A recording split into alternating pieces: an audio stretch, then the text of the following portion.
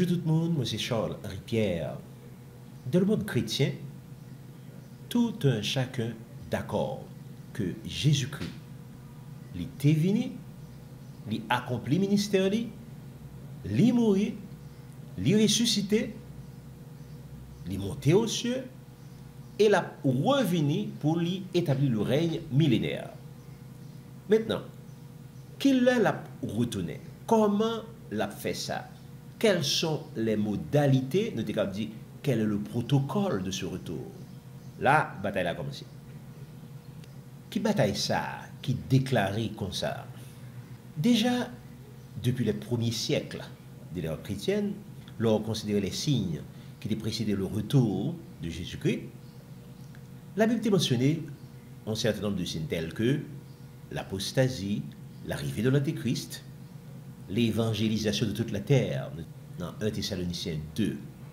Mais avec le temps, l'espérance vient estomper, vient affaiblir. C'est comme si nous vient parler de moins en moins de bagages. Et pour les chercheurs, pour les gens qui sont intéressés à la question, pour Saint-Augustin par exemple, et les amillénaristes, règne ça que Jésus-Christ après instauré à ce retour, que le règne millénaire, eh bien, règne ça n'a pas existé.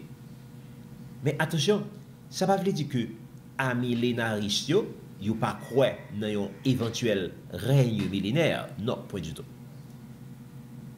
Mais l'important pour nous connaître l'opinion de trois grands groupes qui opinaient sur le retour de Jésus-Christ, sur l'instauration du règne millénaire. Et bien c'est ça que les amillénaristes, les prémillénaristes et les post-millénaristes. Évidemment, ça change de gros mots qui a fait mon courir, qui a fait mon penser qui a fait mon penser toutes sortes de choses, mais en réalité, ce sont des mots simples. Il est important pour nous connaître parce qu'ils résumé toutes sortes de conceptions qui, des fois, comptent bail problème, qui, des fois, capable bail problème pour chrétiens qui attendent le Seigneur là, pour chrétiens qui mettent confiance dans le Seigneur. Donc, tout d'abord, qui ça amillénarisme penser? Amillénarisme, c'est-à-dire, monde qui pensait que pape gain millénaire, pape gain règne millénaire. Pour qui ça penser que pape gain règne millénaire? C'est pas que pas croire dans Jésus-Christ, non? Non, pas du tout. C'est parce que vous pensez que règne millénaire là, il y a déjà la donne. Par exemple, Saint-Augustin, il dit comme ça que Jésus, il est déjà chita sur le trône de David. Donc, s'il chita sur le trône de David, c'est qu'il règne. David, c'est un roi. Donc, Jésus-Christ, toujours pas jamais pas roi. Donc, Jésus-Christ, il est déjà assis sur le trône de David. Donc, on n'a pas besoin de parler de Jésus-Christ pour le venir roi de toute la terre. Parce que je veux dire, sur le trône de David, il est déjà roi. Donc, c'est ça que Saint-Augustin dit. Et puisque est déjà roi, donc c'est que le royaume de Dieu, eh bien, il est déjà au milieu de nous. Nous déjà dans le royaume de Dieu, nous déjà dans le règne millénaire.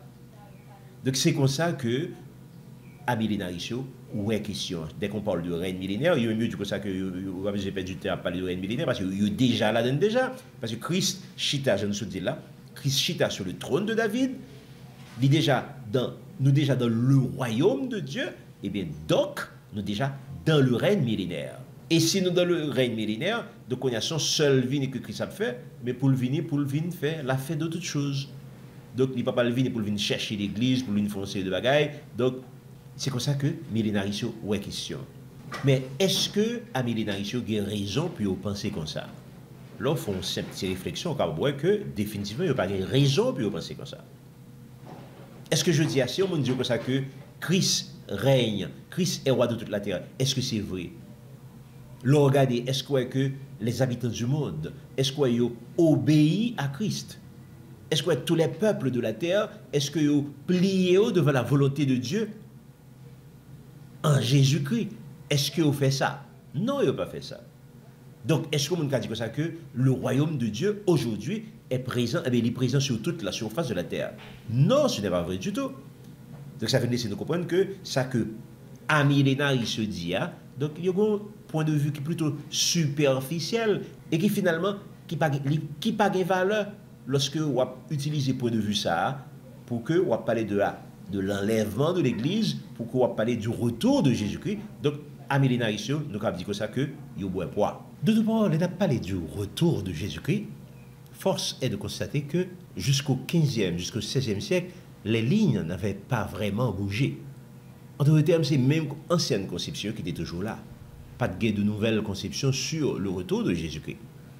Même ça qui a été pensé à l'époque des pères, même ça qui a été pensé à l'époque de Jésus-Christ, à l'époque des apôtres, à l'époque des pères de l'Église, même ces mêmes bagages là toujours qui étaient continués à penser toujours. Au point que, au XVIe siècle, par exemple, Martin Luther a toujours pensé que, avant que le fin traduit Biblia, Bible que le tape traduit, eh bien, Jésus t'a bien retourné. Ça, c'était l'opinion de Martin Luther. Jean Calvin lui-même a pensé que il était important pour que chaque chrétien t'étende chaque jour le retour de Jésus-Christ. Tellement il pensait que c'était un bagage qui était fait rapide comme ça. Mais est-ce que ça veut dire que monsieur, c'était des amillénaristes? Est-ce que ça veut dire que monsieur, c'était des hommes qui étaient pensé que les conditions étaient réunies pour que Jésus-Christ te retourne? Non, point du tout.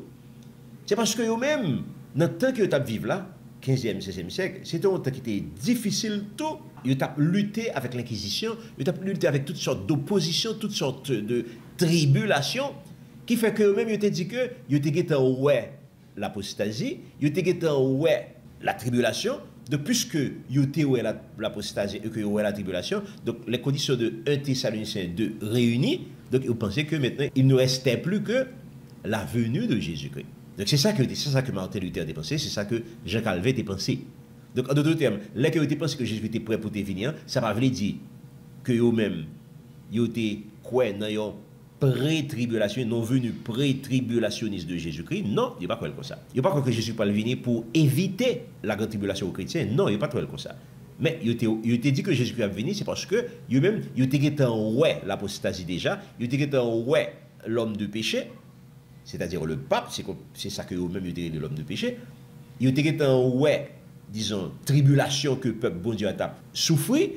Eh bien, donc, ils ont pensé que les conditions étaient réunies pour le retour de Jésus-Christ. Eh bien, conception ça a été gagné, hein? Ça a été un petit peu stimulé théologiens catholiques qui ont même, à l'époque, ça, à l'époque de Martin Luther, ils ont contre-attaqué. En d'autres termes, puisque Martin Luther et les chrétiens ont dit que c'est le pape qui était l'antéchrist, donc ils ont même, ou surtout, dans l'époque, ça, il y a un prêtre jésuite, un prêtre catholique jésuite, qui venait avec une théorie. C'était le père Francisco Ribera. Eh bien, ce prêtre, il venait avec une théorie qui dit que application prophétie, yo voyez nos futurs plus ou moins lointains. Et avant que yo accompli, il y a un certain nombre d'événements qui doivent arriver avant. Application pour le fait avant justement que grande tribulation le déclenché, avant que monde pas commencer à souffrir, et bien c'est ça que enlèvement est en fait.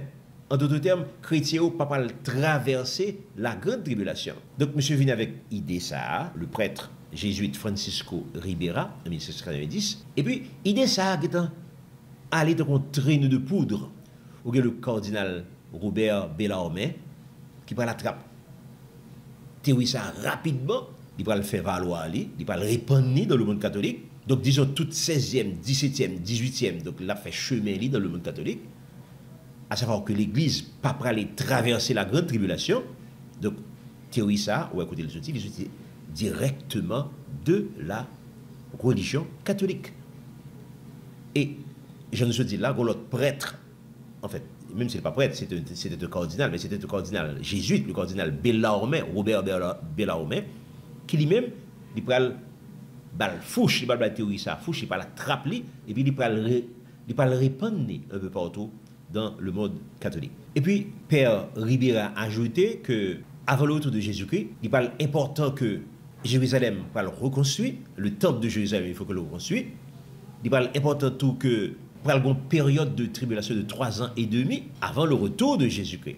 Mais avant toute bagarre, l'Église a guetta enlevé. Lorsqu'on a parlé de retour de Jésus-Christ, lorsqu'on a parlé de la tribulation de 3 ans et demi, mais l'Église pas là. L'Église est allée longtemps. Maintenant, à partir du 19e siècle, nous allons noter que ces idées du père Ribera, ils vont faire chemin dans le monde protestant par le truchement de Samuel Maitland.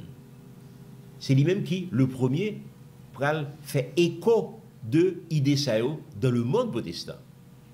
Et c'est à peu près dans le même moment que John Nelson Darby, il parle au courant tout de idées il parle venir avec le dispensationalisme Vous connaissez le dispensationalisme, c'est un système que l'établit. C'est comme dans il découper toute l'histoire de la Bible, il découper en bouts. Les premiers bouts là, c'était l'innocence, ensuite la conscience, le gouvernement humain, la promesse, le royaume, etc. Donc, les découper bagaille comme ça, c'est comme ça que l'ouest. Donc, l'histoire de l'Église, le cheminement que les chrétiens peuvent traverser, ben, l'ouest a fait par au bout depuis la Genèse jusqu'à l'Apocalypse. Donc, les divisions en un certain nombre de dispensations, en un certain nombre d'époques, côté que bon Dieu, il va éprouver le peuple en fonction de obéissance à un certain de loi que bon Dieu baille. Et bien, c'est ça que lui-même dirait les dispensations. Donc, chaque époque a une dispensation. Parce que l'époque noire, nous nous supposons sous la dispensation de la grâce. Donc, c'est comme ça que Darby, ouais, question. Maintenant, pour ce qui concerne le retour de Jésus-Christ, eh bien, Darby pensait exactement le même genre avec le Père Ribera. Eh bien, il pensait que l'Église a été enlevée avant la grande tribulation, avant les 3 ans et demi que lui-même dit que l'Église traverse 3 ans et demi d'épreuves. Eh bien, il dit comme ça que l'Église a été enlevée. Est-ce que c'est vrai? En réalité, l'on fouiller, on regarder pour elle, qui ça que dispensationalisme gain la donne, qui ça que pré-tribulationnisme, qui ça que pré-millénarisme, pré-tribulationniste, pour utiliser des termes techniques. En d'autres termes, qui ça, est-ce que Mounsa qui dit que ça que l'Église pas traversé la grande tribulation, l'Église a été enlevée avant, qui ça qui est biblique dans causer ça? Et bien là, dans la Bible, vous voyez que monsieur dispensationaliste, moun qui a une idée ça, yo avancé 5 grands arguments pour pouvoir prendre de vue ça. Premier que dit, il cité Jérémie 30, verset 7, pour que vous parlez de un temps de détresse pour Jacob. Qu'est-ce que vous voulez dire? Vous voulez dire que le retour de Jésus-Christ, eh bien, il concerne l'Église. Donc, qu'est-ce que vous dit? Il dit que le temps d'angoisse de Jacob, dans Jérémie 30, le verset 7, montrait que la grande tribulation concernait Israël, mais pas l'Église. Tout d'abord, qu'est-ce que Jérémie 30, verset 7 dit? En nous regardant ça. Malheur, quand ce jour est grand, il n'y en a point eu de semblable. C'est un temps d'angoisse pour Jacob, mais il en sera délivré. C'est un jour d'angoisse pour Jacob. C'est un jour de détresse pour Jacob. Son jour de angoisse ou détresse, son crainte indescriptible, son indescriptible, son peur terrible comme on gagne, ou bien ce que c'est la balle de sous l'eau, ou bien ce que catastrophe qui peut arriver et n'a pas rien qu'on a fait. Donc ça va où on angoisse, ça va où on peur, ou épouvanté par ça qui va apparaître là. Donc c'est ça que c'est un jour de détresse pour Jacob. Or Jacob fait référence aux 12 tribus d'Israël. Donc il a tout conclu que le temps d'angoisse de Jacob, la grande tribulation, concerne Israël, mais il n'est pas concerné l'Église. Ça c'est le premier argument que M. Baye. Deuxième argument que Baye, c'est je citais 1 Thessaloniciens 5, verset 9. Puis il dit que ça que la colère de Dieu est déversée sur le monde et non pas sur l'Église. On a regardé 1 Thessaloniciens 5, le verset 9, nous voyons qui ça le dit. Car Dieu ne nous a pas destinés à la colère, mais à la possession du salut par notre Seigneur Jésus-Christ. Dieu ne nous a pas destinés à la colère. Donc Dieu, nous, c'est l'Église. Bon Dieu pas destiné nous à la colère. Nous ne sommes pas des enfants de colère. Donc c'est le deuxième argument que le dispensationaliste dit, puisque Dieu ne nous a pas destinés à la colère, donc n'a échappé à la colère. Donc l'Église n'a pas traversé la grande tribulation. Donc deuxième argument, la colère de Dieu. Il dit que la colère de Dieu, c'est pas pour l'Église. Donc l'Église pas concernée par la grande tribulation. Troisième argument maintenant que vous poussez, que vous avancez, il y a cité titre 2, 11, 12, 13, côté qui dit en attendant la bienheureuse espérance de la manifestation de notre grand Dieu et Sauveur Jésus-Christ. Or, pour que Jésus-Christ paraisse, pour que cette bienheureuse manifestation, justement pour que ça fasse, il faut que tout l'autre élément était là déjà, à savoir que l'apostasie était là, il faut que l'antéchrist était venu, etc., etc. Or, il y a même dit que ça que, d'après point de vue payo, donc, l'apostasie pas obligé là, l'apostasie pour qu'on besoin de venir, antéchrist pour qu'on besoin de venir. Il y a même dit que ça que, à n'importe quel moment, il apparaît.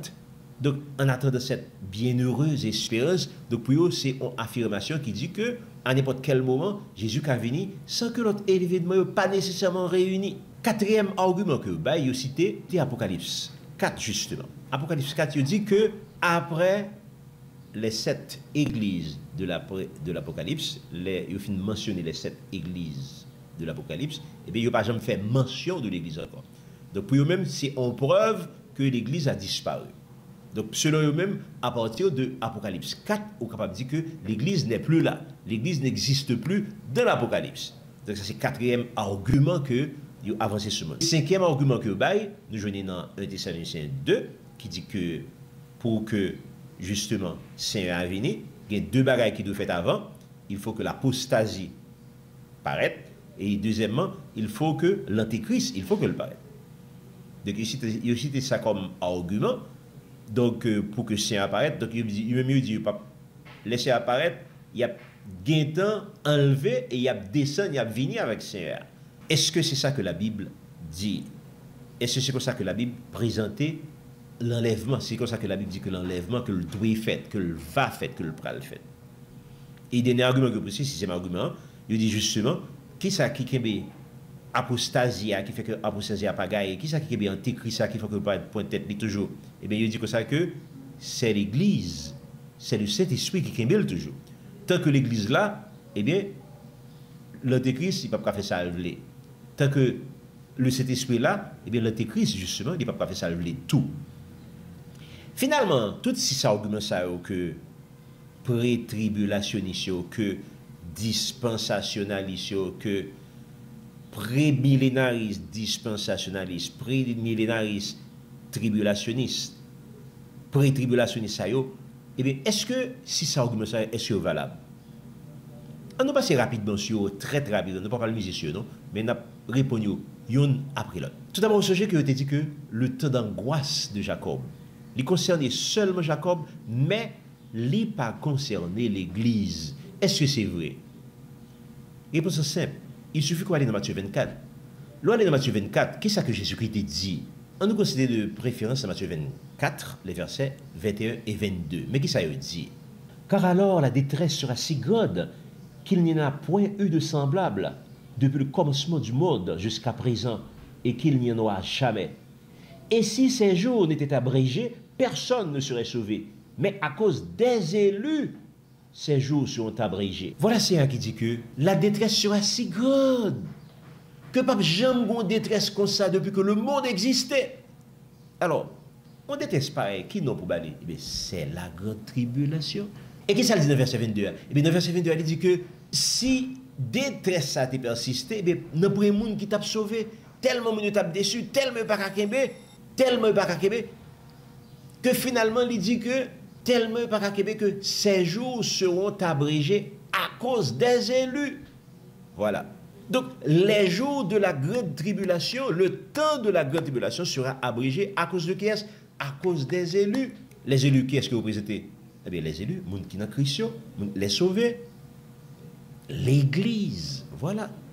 Donc, à cause, on n'a pas parlé de l'Église, on n'a pas parlé de l'Église locale, mais on a parlé de l'Église universelle. On a parlé de gens qui sont véritablement en Christ, des gens qui sont véritablement en nouvelle création, des gens qui sont remplis du Saint-Esprit, qui ont le Saint-Esprit dans la vie, des gens qui sont vraiment de vrais disciples de Dieu. Eh bien, c'est de gens qui on a parlé. Eh bien, nous dit que à cause de gens, à cause de l'Église, eh bien, les jours de la grande tribulation seront abrégés. Donc, ça que dispensationaliste dit, à savoir que le temps de détresse de Jacob, il concernait seulement Jacob, il n'est pas concerné l'Église, eh bien c'est faux. Matthieu 24, versets 21 et 22 montrer que c'est faux. Ensuite, il dit dans 1 Thessaloniciens 5, le verset 9, que la colère de Dieu, il va le déverser, comme deuxième argument, il va le déverser sur le monde et non pas sur Israël. La Bible n'a pas dit ça. La Bible n'a pas dit ça. La Bible dit que la colère de Dieu va le déverser sur la terre entière. Mais un seul bagaille. Un seul bagaille. Il te dit, à cause des élus, ces temps seront abrégés. Mais en réalité, il y a un bagaille que le le faire pour sauver les élus.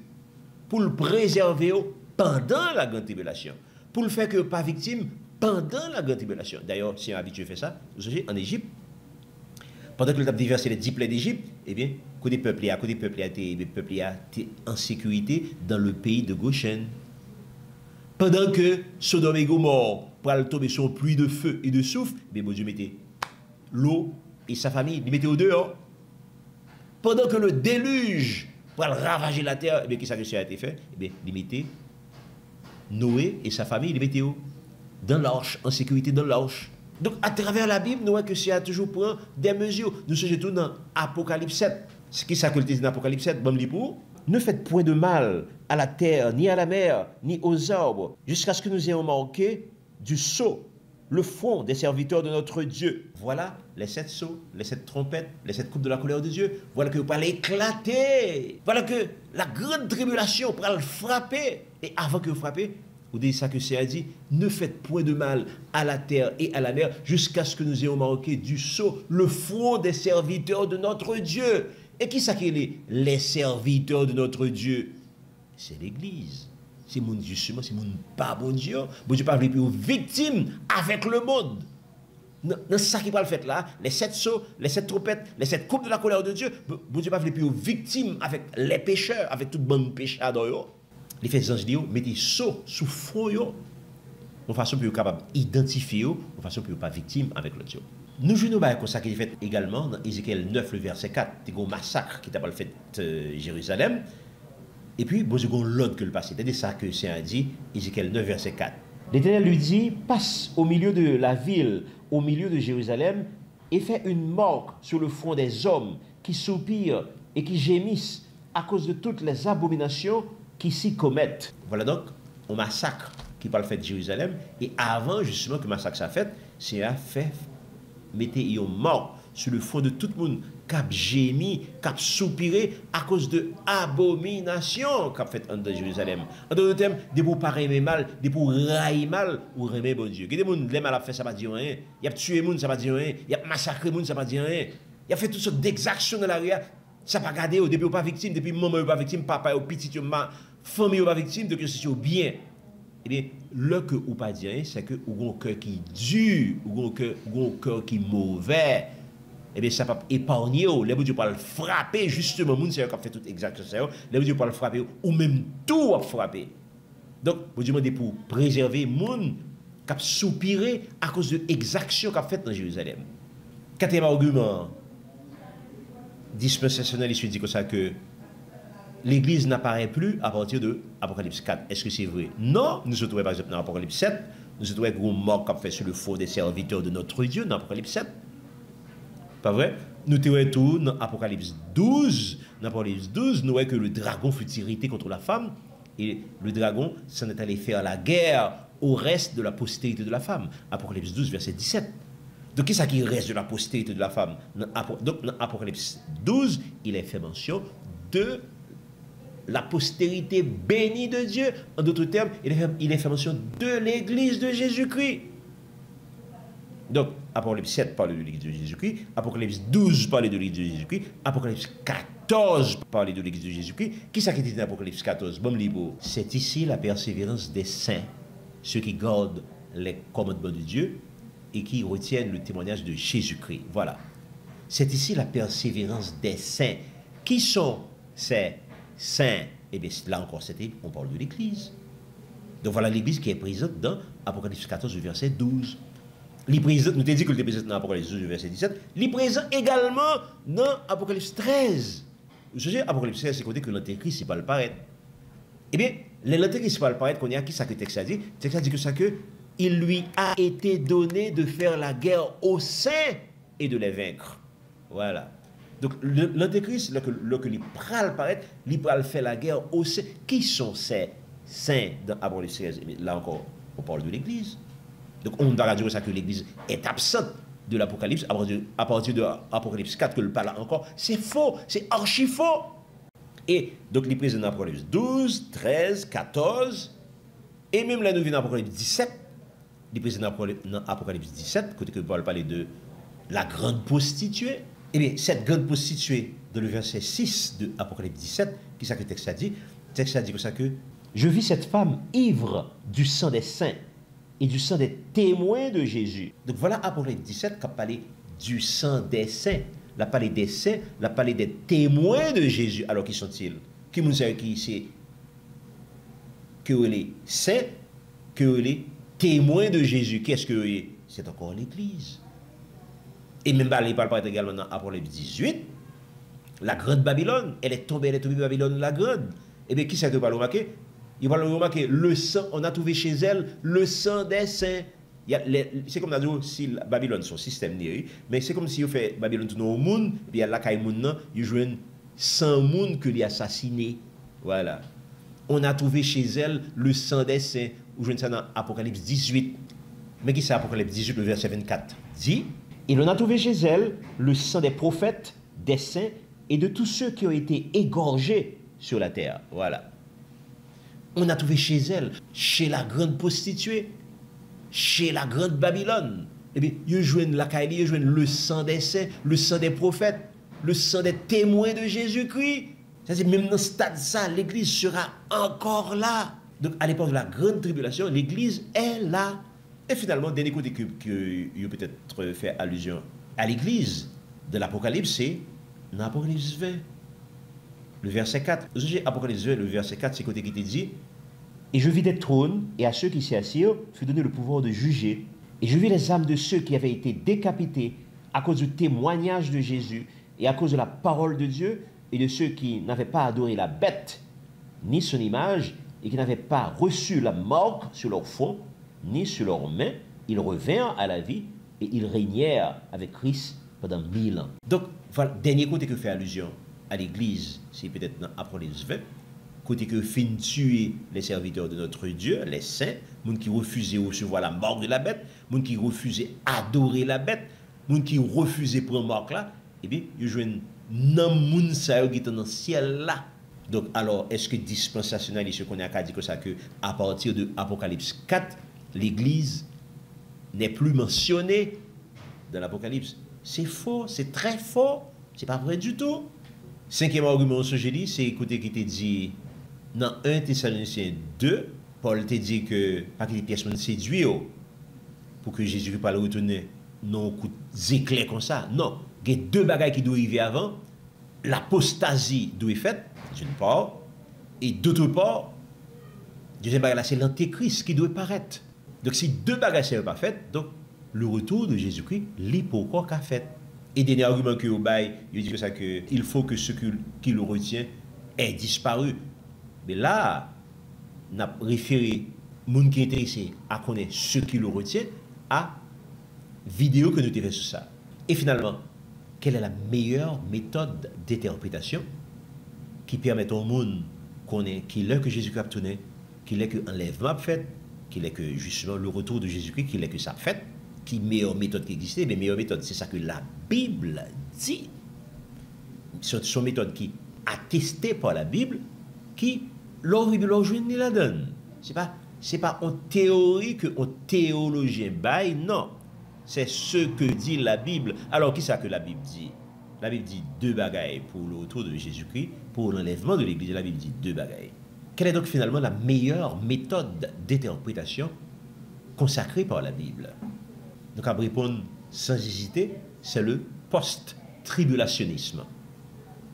Qui ça la Bible dit dans ça? Eh bien, meilleur texte dans la Bible qui montre justement post-tribulationnisme, nous joignons dans Matthieu 24. Et c'est le Seigneur lui-même qui le dit. C'est Jésus-Christ même qui dit dans Matthieu 24. Premier bail que Jésus-Christ dit dans Matthieu 24, c'est que par le gros paquet de signes, il y a des faux crises, des faux prophètes, des famines, des tremblements de terre. Mais c'est pour causer à ça. C'est pourquoi causer à ça. Iniquité a pas tellement valé terrain que l'amour du plus grand nombre se refroidira. Mais celui qui persévérera jusqu'à la fin. Ça veut dire celui qui persévérera jusqu'à la fin. Ça signifie que jusqu'à la fin, il y a des gens qui ont persévéré. Jusqu'à la fin, il y a l'Église. C'est pour ça que Jésus-Christ dit là. Celui qui persévérera jusqu'à la fin. Donc, on ne va pas dire ça que, pas la fin, ou du moins, l'air que la fin n'a pas le fait, nous pas là encore. Les gens qui disent ça sur l'autre bagaille qu'on dit qui est différent de ça que Jésus-Christ dit là.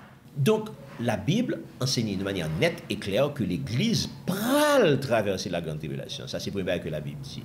Et puis, l'autre que nous avons dit tout, l'autre côté dans la Bible là, n'a pas pièce côté dans la Bible là qui a même une trace du pré-tribulationnisme. N'a pas pièce côté dans la Bible là qui a même une trace que l'Église pourrait enlever avant la grande tribulation. Ça, c'est une théorie pure de théologiens. En d'autres termes, c'est on est qui est des biolés, puis il finit là écrit des choses. Mais il n'est pas dans la Bible là. Au contraire, non seulement que nous citons Matthieu 24, mais l'autre côté tout, parce que nous citons Jean 17 par exemple. J'ai de sa prière sacerdotale, dans Jean 17, Jésus t'a dit, Seigneur Père, je ne te prie pas de les ôter du monde, mais de les préserver du malin. Ah, voilà. Pour le préserver, pour ne pas demander papa, pour que papa retire l'Église du monde. Non, l'Église a été dans le monde. Ils vivent dans le monde, mais ils ne sont pas du monde. L'Église a toujours été dans le monde. Mais la préserver dans le monde. La préserver du malin dans le monde. Ça, c'est son premier qui dit dans Jean 17. Bon, l'autre verset intéressant encore, c'est Apocalypse 3.10. Apocalypse 3.10 dit un bail qui est extrêmement intéressant tout, dans ce sens-là, mais qui ça le dit, on nous regarde ensemble.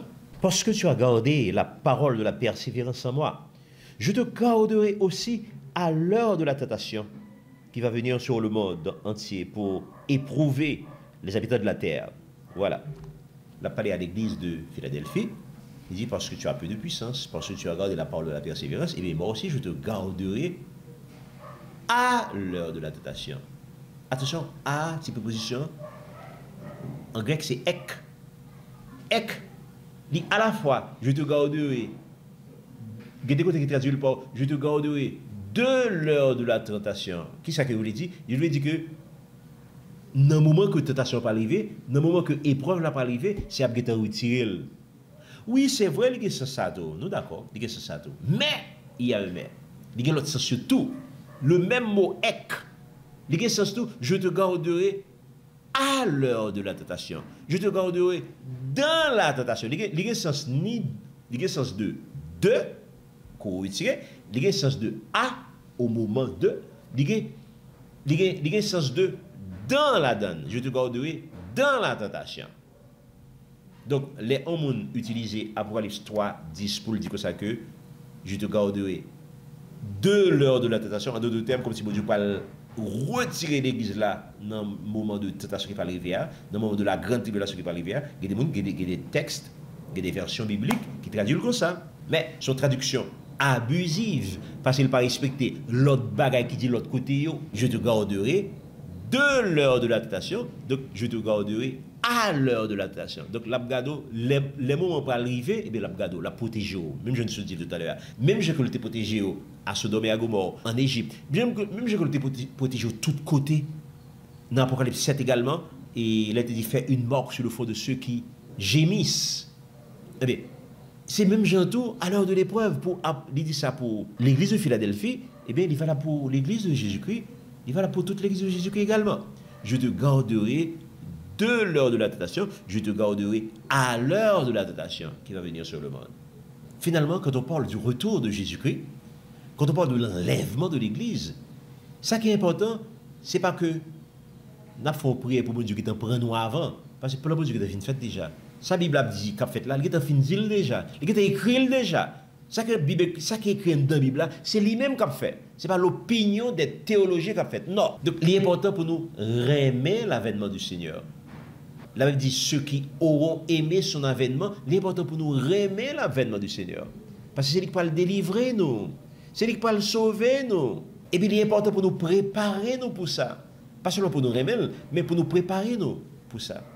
Il y a qui dit ça que la fin du monde ne doit pas faire durant la vie, mais il est aussi écrit que façon qu'on mourit, c'est façon que ça qu'on va le présenter devant le Seigneur. Donc, battre pour ne pas mourir dans le péché, battre pour ne pas mourir dans de mauvaises situations, battre pour ne pas mourir dans de vieux mœurs, battre pour ne pas mourir dans de vieux bagailles cap, fait celle la fâcher contre nous-mêmes. Donc, l'important pour nous ranger causer nous aujourd'hui, dans la façon qu'on a vivre aujourd'hui.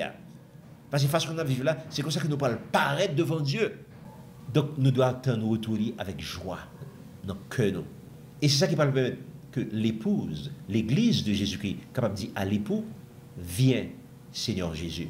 C'est ce pas pour tous les racheter que bon Dieu bénisse nous.